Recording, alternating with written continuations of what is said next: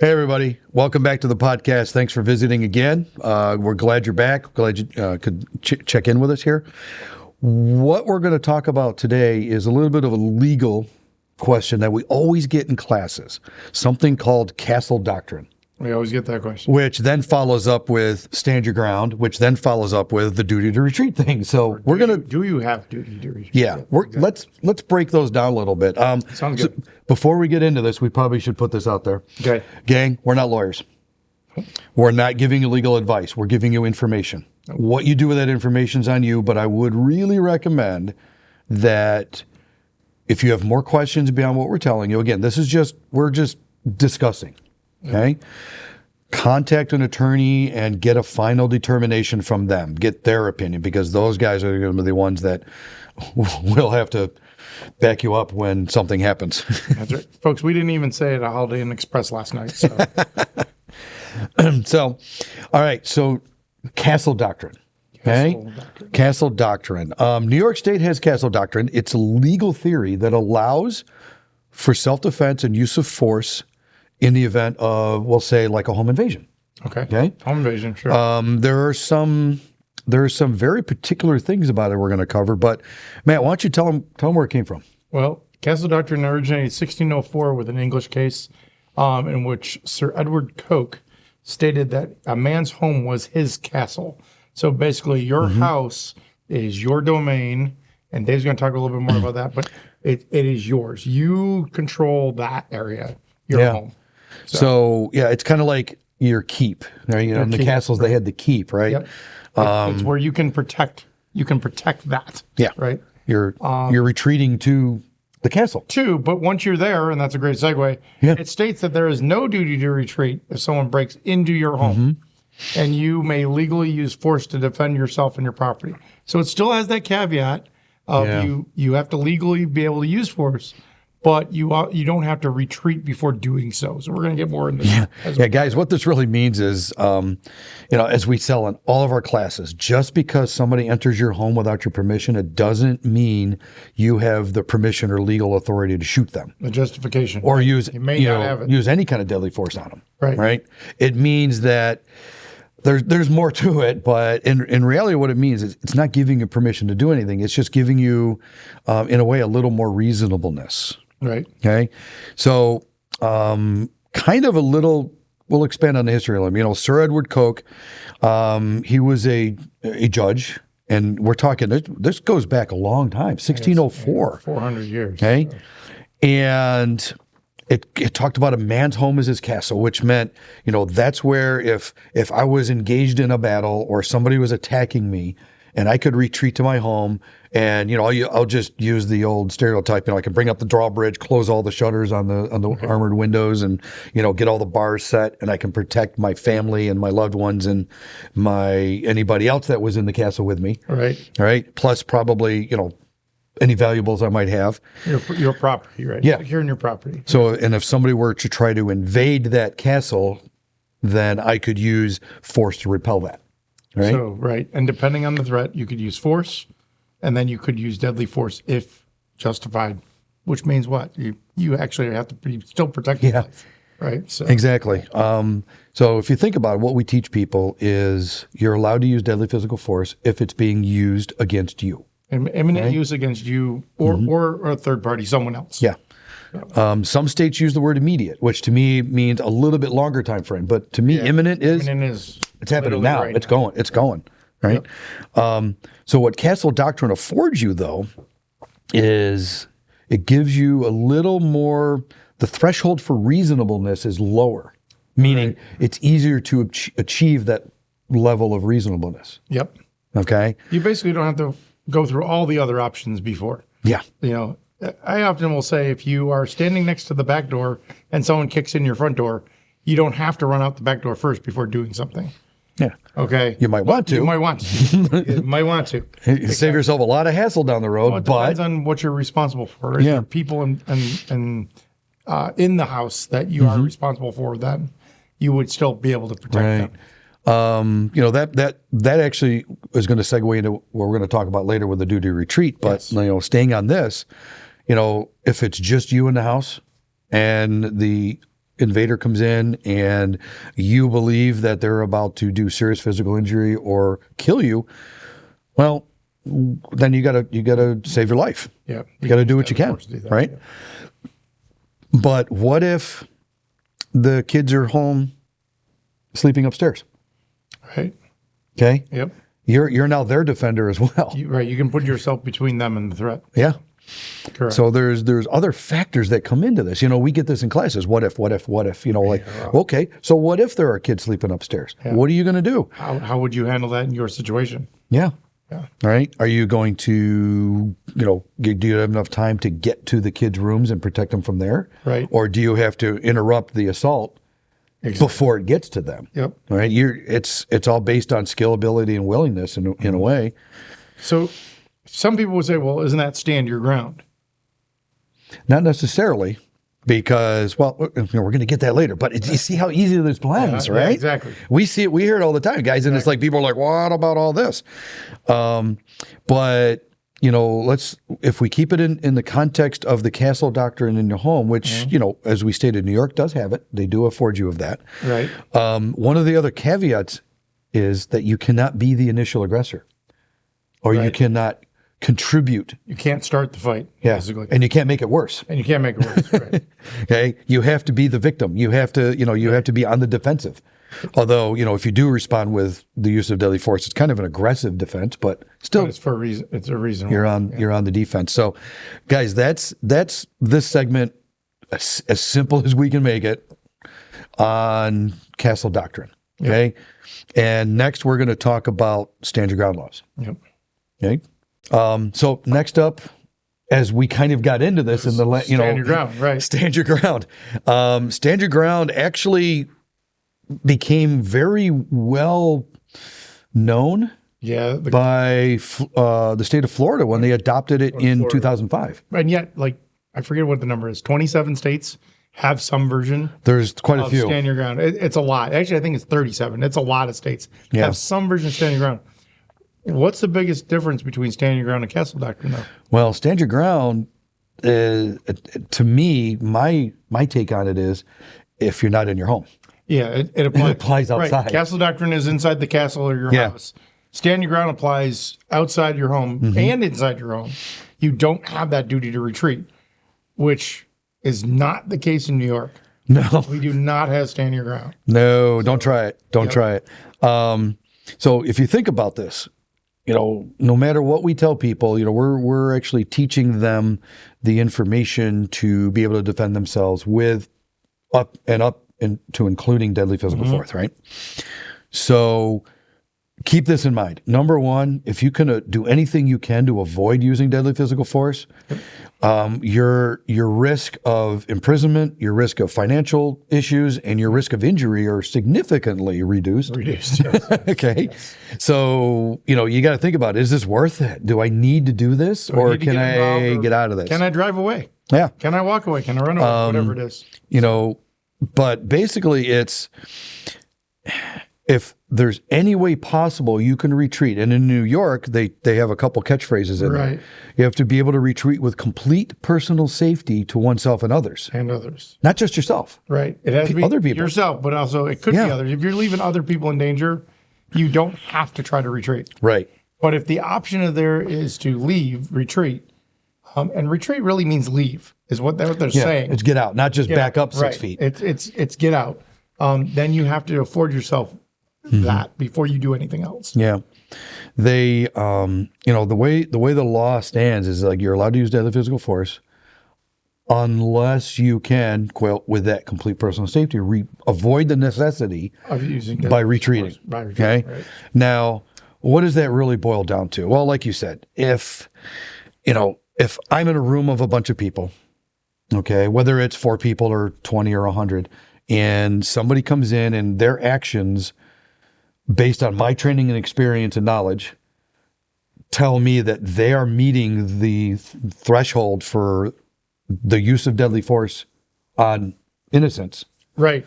Then I would have the legal ability to respond if I chose to. The legal justification. Yeah. Now, guys, remember this. In New York State, there's no requirement. No. to use deadly physical Yeah, force. there's no requirement to act. There's the allowance if you so choose to. You can. Okay. Yeah. It's called justifiable defense or the justification of defense for a reason, or justifiable homicide. Because you're admitting you did this. Yeah. Like, yeah, I shot that person. Yep. because- I did it, but I have a reason. That's right. Because of this. Because of this. Yeah. But in the duty to retreat thing, I honestly, a lot of people think it's kind of weird, but I don't have a problem with that. And I'll tell you why. Let me explain why. If I conduct myself properly and I don't start a problem, contribute to the problem, okay, and if the problem starts, I try to disengage as much as possible, I'm very legally defendable. Okay. Right. And if the attacker decides that they want to up and escalate their force attack, and I can still find a way to get away, I'm still very legally defendable. Right. But the minute I decide to meet force with force, then I've lost control of the situation in a way, and I have to regain control of the situation because now I'm reacting to him. But the way I look at it is, I don't care where I travel, whether the state has stand your ground laws or not. Right. If I keep my mindset in if this guy or this attacker does something and I can get away, I'm going to do what I can to get away. Right. Okay. It's less involvement. It's less risk. Right. But even if I do try to get away and the situation follows me or it gets worse, and then at some point I can't, Right. I'm still very legally defendable because I can articulate that I tried. You tried to leave. I tried to leave. I tried to get out of there instead of just de-escalating by like, hey man, I don't want any problems. Right. I actually tried to physically remove myself from this. But you could not. Yeah.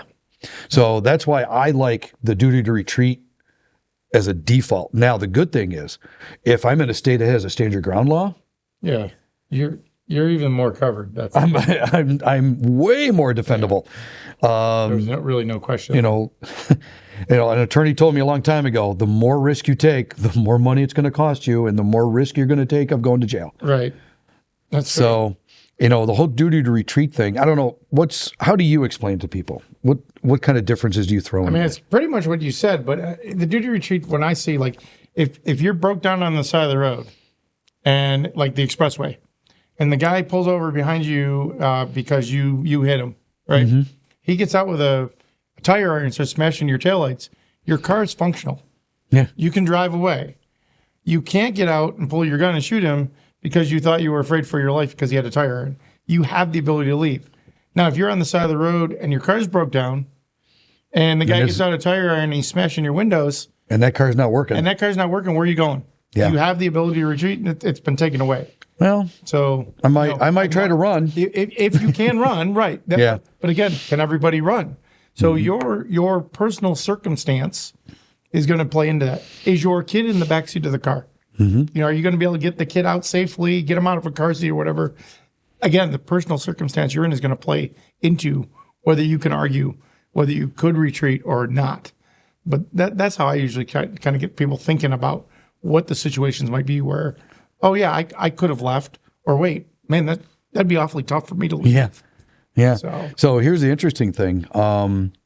You probably know this, but I know a lot of probably the viewers don't. The duty to retreat hasn't been around for a long time. Well, I say a long time because, it was adopted in 1968, thereabouts. So it hasn't been around as long as, the Castle Doctrine, right? Shy by quite a few years. But it's got some legs behind it. It's got some history behind it. But remember the caveats though. If we'll compare the differences in a little bit. But on the stand your ground laws, you cannot start it. You cannot aggravate it. You can't contribute to it. Right. Okay? You can't be an active participant in it until you decide it's time to defend yourself. All right. I mean, if we're talking about standing your ground, then really what you're talking about is you just don't have the duty to try to leave. Yeah. Before. So, yeah. It gives you the ability to stand there and be like, okay, I'm not running away. I'm not driving away. If this person does present a deadly threat, because that still has to take place. I can deal with that deadly threat right here, right now. Yeah. That's really the only major difference was stand your ground. Yeah. And that's a fine line, people.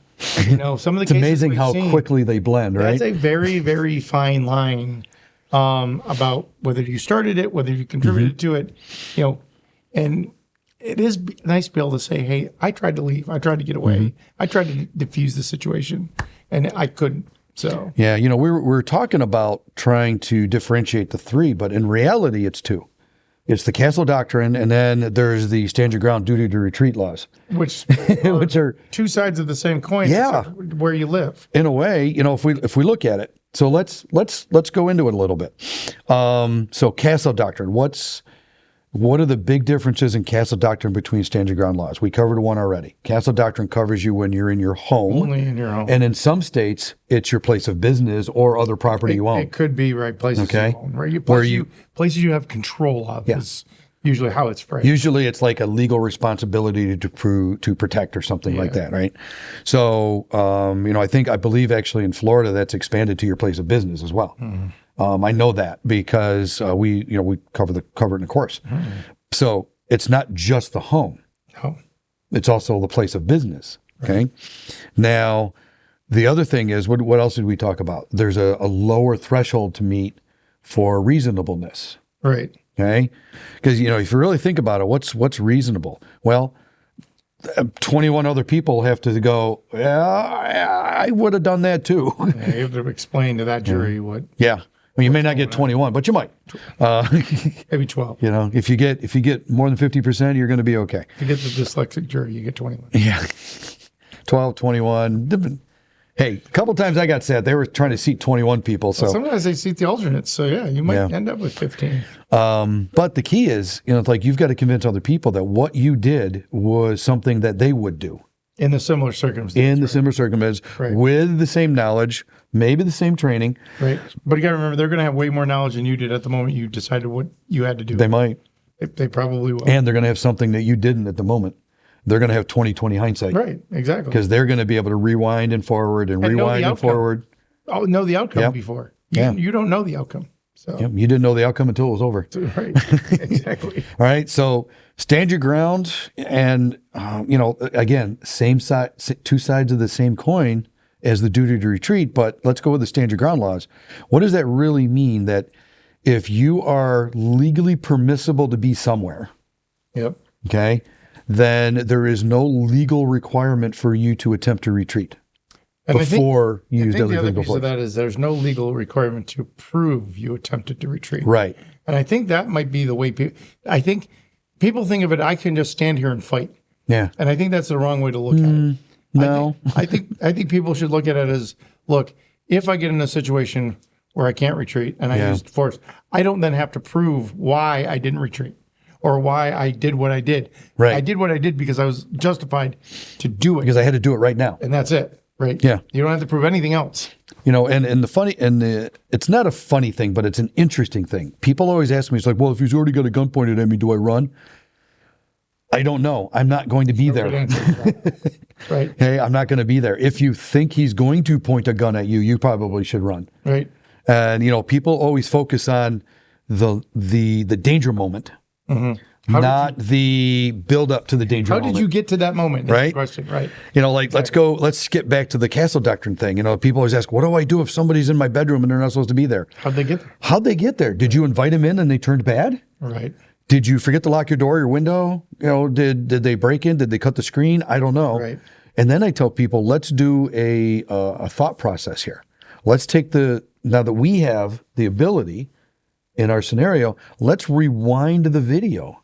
Right. And let's go back in our mind and how did they get in the house? Well, guess what? Let's fix that.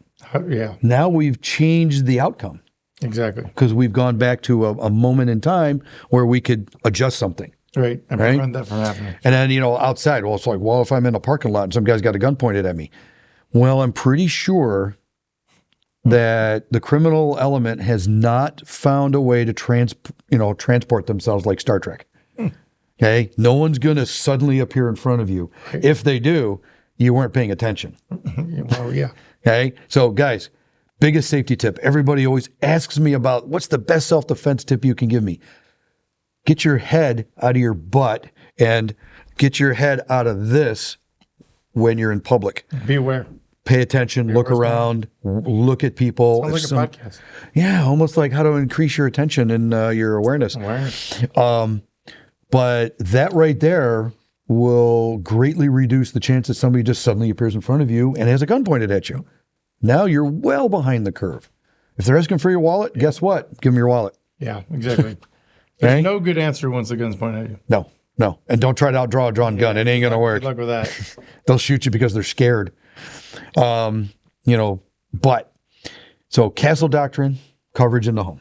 Yep. Okay. Lower threshold, no duty to retreat in the home. But although I would suggest, if you can, why not? If there's nobody else that you need to worry about, get out of the house. Right. Right. Call the cops. Let them come get the guy. Everything in your home is just stuff. You can replace it. It's okay. Granted, it's going to suck, but it's better than getting hurt because you needed to stand there and prove a point or defend your home. Right. Unless it was absolutely worth it or necessary. Okay. Then we talk about the stand your ground and duty to retreats. Right. Again, a lot of states have stand your ground. A lot of states have a duty to retreat clause. You got to know the laws of the state you're traveling to and living in. Whatever state you're in, you should know the laws. We're based in New York. We've got castle doctrine and we've got a duty to retreat. Exactly. We don't have a stand your ground. Okay. Basically, be smart. There's even nuance though in the stand your ground laws between states. So you got to really look at the state law that you're in. So be careful of that because not all stand your ground laws are equal. There may be some other caveats in there for things you have to do. I got news for you. To meet that. So not all castle doctrine states are the same either. Well, that's also true. Yes, exactly. Some are very strong castle doctrine. Oh yeah. To the point where if someone's in your house and they're not supposed to be there, you can use force, including deadly force. One of the things to think about because I know you travel and camp a lot. Yes. A lot. And we know a lot of people that have, mobile campers that are big giant boxes on wheels. In some states, you're afforded, depending on your state of residence, where you travel, you are afforded those same protections. Yeah, most states, your abode for the night. Yes. Whether that's a hotel room or an RV or a tent, is treated as your home. Yep. It's almost, or it as does a residence. have equal standing. Yes. Yeah. So you can, apply whatever law. If it's castle doctrine, you could apply it to that domicile for the night. So but again, you do the research of the state you live in. It's going to vary. Yeah. Talk to an attorney if you're still confused. I would still confirm your theory with an attorney. That way you've got somebody that signs off on it. Yep. Figuratively. And be specific. Like, I'm going to be traveling to this state. Yeah. Like, what is the law? How does it apply in this state? So. Yeah. I tell you guys, if you're going to meet with an attorney that's familiar with this stuff and you're going to pay them a book rate or an hourly rate or, a consult, they're on your side. Tell them the story. Tell them your concerns. Because if you don't give them all the info, they're not going to be able to give you a precise, complete answer. Yep. Okay. Cool. So, gang, like we said, this is not legal advice. We're not attorneys. We're just, this is based on my training experience, Matt's training experience. Bit of an overview. This is what we basically talk about in our classes. Research. Reading the laws. We pulled it out and printed everything, just so we had it here. Yep. But again, follow up with an attorney. Get the real answer from them. But at least we've given you something to think about. Food for thought. Okay. Share your comments below. Give us some thoughts. Ask us some questions, and we might be able to answer them. But if we can't, we'll see what we can do about pinging one of our attorney contacts, and then talking about doing that. We'll get back with one. Cool. But as we like to say, thanks for checking in, and don't forget, like this, comment below, and subscribe. Oh, don't forget to subscribe. That's right. Then you can mash that button. That's it. You can mash it. There we go. Check in for the next one, guys. We got another one coming up really soon.